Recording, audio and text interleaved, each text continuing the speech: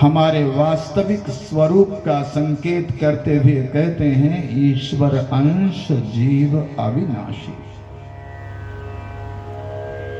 भगवान श्री कृष्ण ने भी कहा श्रीमद् भगवद गीता में ममैवांशो जीवलोके जीवभूतः सनातनः, ये जीव मेरा ही अंश है और ये सनातन है। और सनातन का अर्थ है सदा भावः इति सनातनः, सदैव रहने वाला, तीनों कालों में जिसकी सत्ता सदा सर्वदा अक्षुण्ण बनी रहती है, ऐसा यह जीवात्मा है। कभी इसका विनाश नहीं होता है। यह वास्तव में अविनाशी है और अविनाशी होकर भी यह विनाशी पदार्थों का ध्यान करते करते स्वयं को विनाशी मानने लगता है। मैं मर जाऊंगा, मैं मारा जाऊंगा, इस भय से यह सदा सर्वदा चिंतित रहता है। यदि हम विनाशी पदार्थों का, विनाशी विषयों का ध्यान करेंगे तो निश्चित रूप से अविनाशी होकर भी स्वयं को विनाशी मानने लगेंगे। हमारी मान्यता ध्यान करते करते विनाशी पदार्थों का सुदृढ़ हो जाती है और अपने को अविनाशी होकर भी हम विनाशी समझने लगते हैं। यदि हम अविनाशी परमात्मा का ध्यान करें निरंतर, चलते फिरते उठते बैठते सोते जागते हर पल हर क्षण अविनाशी परमात्मा का, अपने अविनाशी आत्म स्वरूप का यदि हम ध्यान करें तो हम अपने शाश्वत स्वरूप में संप्रतिष्ठित हो जाएंगे। हमारा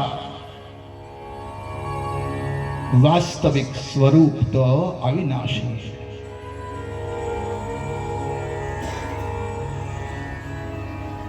अशांत नश्वर चंचल पदार्थों का चिंतन करते करते हमारा मन स्वाभाविक रूप से चंचल होने लगता है। परंतु जब हम शांताकारं भुजगशयनं पद्मनाभं सुरेशं शांताकार श्रीहरि के मंगलमय स्वरूप का ध्यान करते हैं तो हमारा अशांत चंचल मन शांत होकर अपने चित्त स्वरूप में चित्त संप्रतिष्ठित हो जाता है। ध्यान की बड़ी महिमा है और इसलिए महर्षि वेदव्यास कहते हैं धीमहि वयम धीमहि, हम परमेश्वर का ध्यान करते हैं। कैसे हैं परमेश्वर?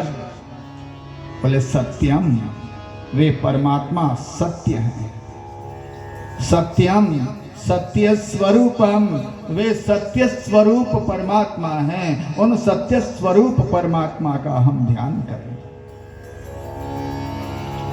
ध्यान यदि परमात्मा का करें तो ज्ञान किसका करें? किसे जाने?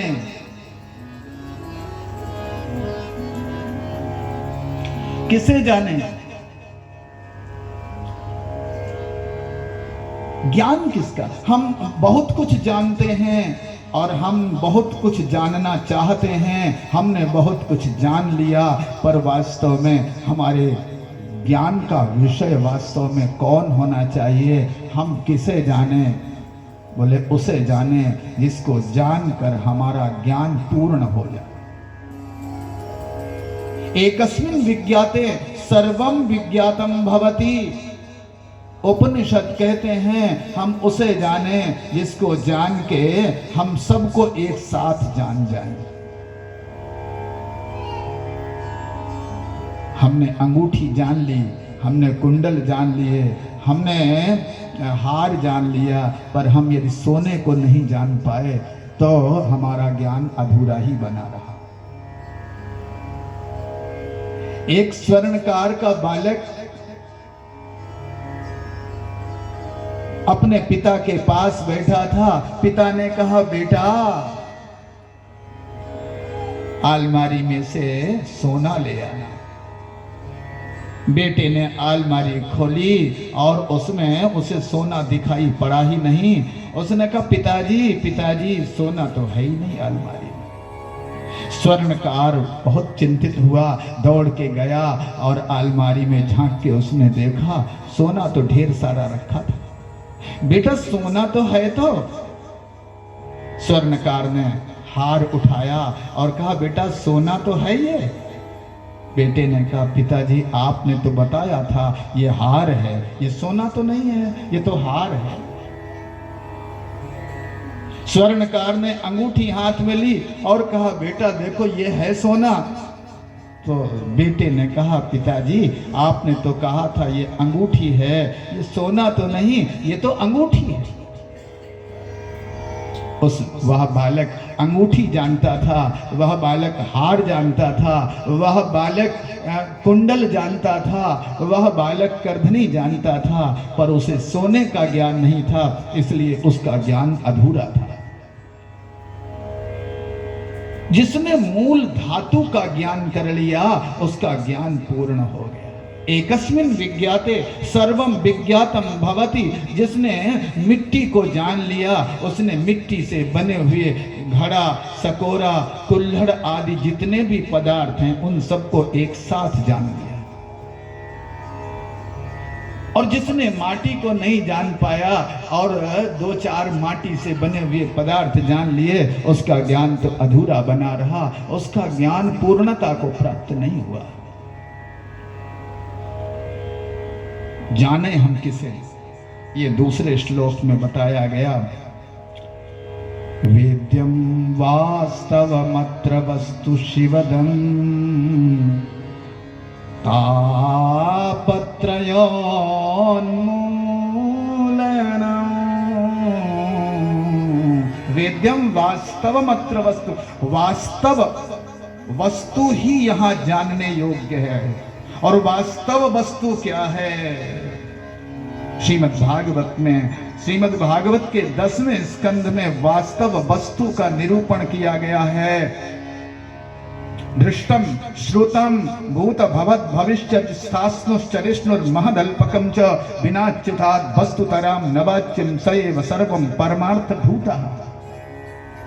जो दिखाई पड़ रहा है, जो सुनाई पड़ रहा है, जो है, जो हुआ है और जो होने वाला है, जो छोटा है, जो बड़ा है, जो मोटा है, जो पतला है, जो आगे है, जो पीछे है, जो ऊपर है, जो नीचे है, वो सब जो कुछ तुम्हें दिख रहा है और जो नहीं दिख रहा है, जिसे हम जान रहे हैं और जिसे हम नहीं जान रहे हैं, जो व्यक्त है, जो अव्यक्त है, जो स्थूल है, जो सूक्ष्म है, वो सब बिना उस वास्तव वस्तु श्री कृष्ण की सत्ता के बिना संभव ही नहीं।